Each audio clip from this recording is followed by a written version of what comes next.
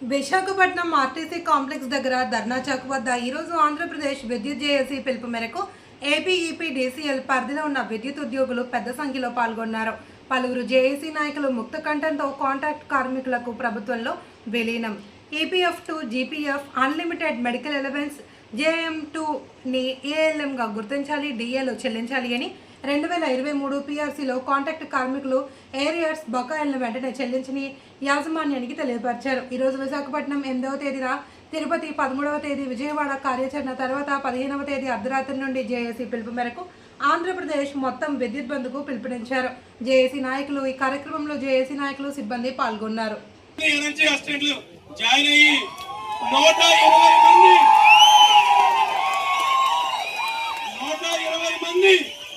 కాకి పిల్లల్లాగా లైన్ మీద చనిపోతే అది మీకు కనబడట్లేదా డిప్యూటీ సీఎం గారిని? ఈ సందర్భంగా మీరు అధికారంలోకి రాకముందు ఆ ఈపీఎఫ్ సోదరులకి పెన్షన్ సౌకర్యం కల్పిస్తాను అని ఇచ్చిన హామీ మర్చిపోయారా? సందర్భంగా గుర్తు చేస్తున్నారు. ఈ రాష్ట్రంలో ఏపీఎస్సీబీ నష్టాల బారిలో ఉంది. సంస్కరణ చేయాలి.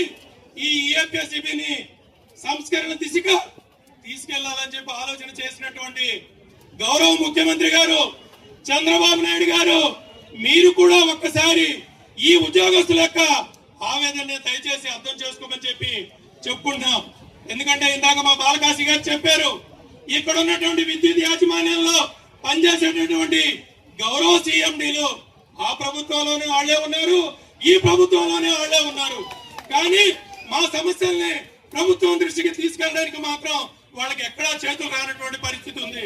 కానీ ఈ రోజు ప్రభుత్వాలు మీరు స్పందించకపోతే, మా సమస్యలను పరిష్కరించకపోతే మీ అందరికి తెలుసు, వెలుగులు నింపేది మేమే, ఆర్పేది కూడా.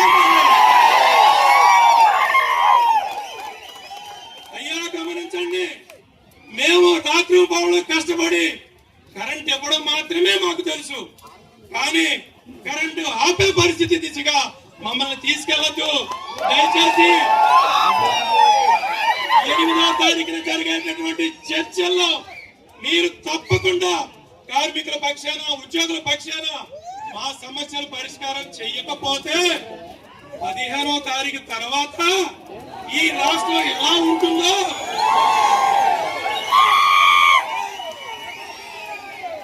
కరెంటు ఉద్యోగులకు పెట్టుకుంటే ఏ రకంగా ఉంటుందో, గతంలో ఉమ్మడి రాష్ట్రం ఉన్నప్పుడు బషీర్బాద్ లో కరెంటు కాల్పులు జరిగినప్పుడు ఆనాటి ప్రభుత్వాలు ఏమైనాయి అనేది మీకు తెలియదు కాదు. అలాగే మా కాంట్రాక్ట్ కార్మికులందరినీ కూడా 10 సంవత్సరాలు దాటితే పర్మినెంట్ చేస్తామని చెప్పి గత ప్రభుత్వం హామీ ఇచ్చిందే.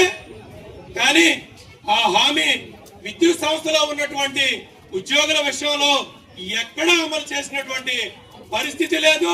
గత ప్రభుత్వానికి పట్టినటువంటి పరిస్థితి ఈ ఉమ్మడి ప్రభుత్వానికి కూడా పట్టే దిశగా మమ్మల్ని ప్రేరేపించవద్దు, మమ్మల్ని ఇబ్బంది పెట్టవద్దు. మా సమస్యలను పరిష్కరించి మా కార్మికుల పక్షాన ఉండి నిరంతరం మేము ప్రజలకు సేవ చేసేటటువంటి అవకాశం కల్పించమని చెప్పి ఈ సభాముఖం మిమ్మల్ని ఉత్తేజపరిచారు. అలాగే ఏదైతే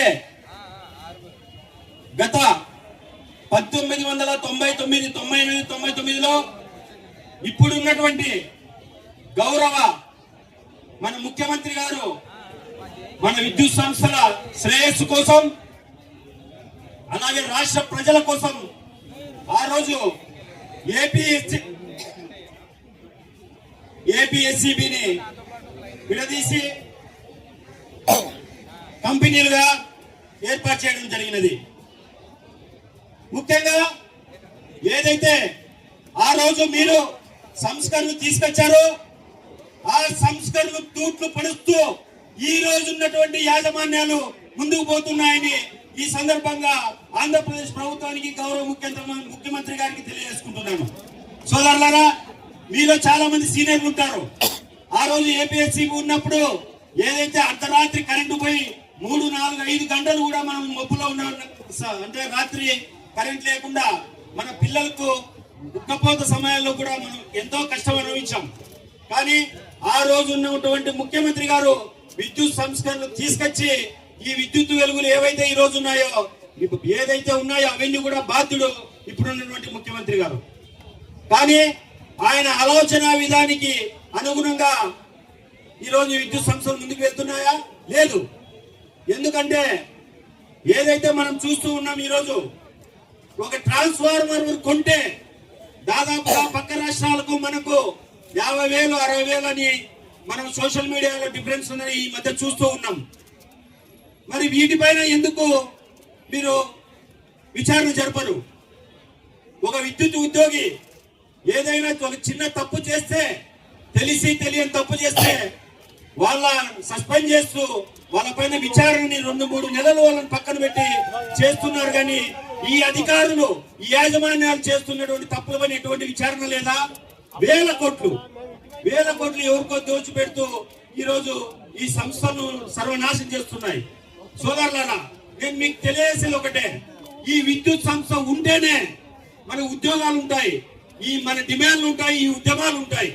ఈ విద్యుత్ సంస్థలు లేకోకుండా ప్రైవేట్ పరం చేయాలనే ఒక ఉద్దేశంతో ఈ రోజు ఉన్నటువంటి యాజమాన్యాలన్నీ కూడా ముందుకు పోతున్నాయి.